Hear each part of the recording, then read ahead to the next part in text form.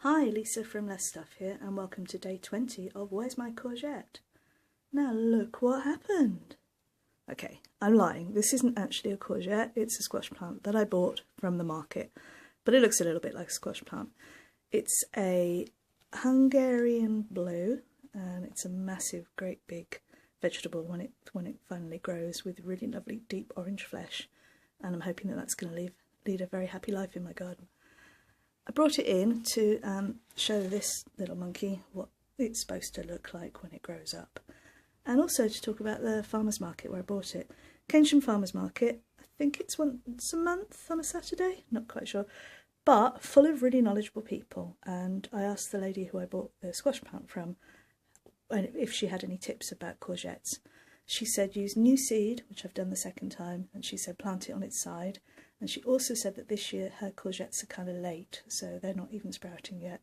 So, lots and lots of fingers crossed for this one. He's going back in.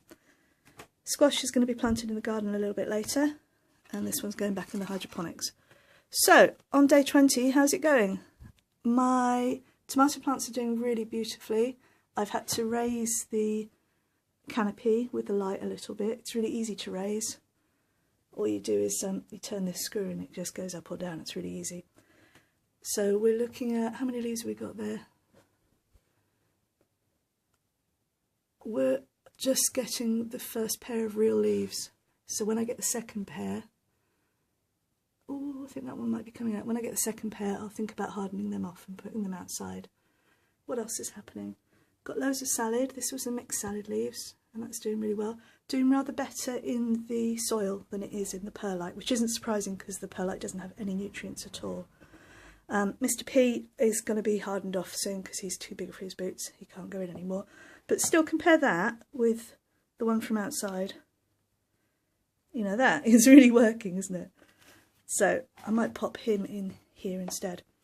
Got a bit of a fail with the peas. I was trying to make those little tasty shoots, but I forgot to water the thing. So they've dried up and they all look a bit horrible. So I'm giving up on those, and I'm going to put some catnip in instead. So that's going in. Right, watering this unit. I just forgot all about it. There's no actual sensor, but you can tell if there's water in it by just dipping your finger in it. And I filled it up from dry. It took 4 pints, and that's up to here on my finger now. So it's 1.5 inches, I guess. Something like that. So 4 pints lasted 2 weeks. So you could use this and go away on holiday and leave your delicate little plants, and they'd be quite happy in here.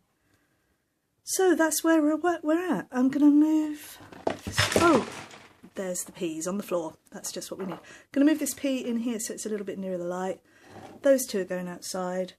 Little tomatoes can be a bit nearer the light as well. And we'll move the supervisors in. There we go.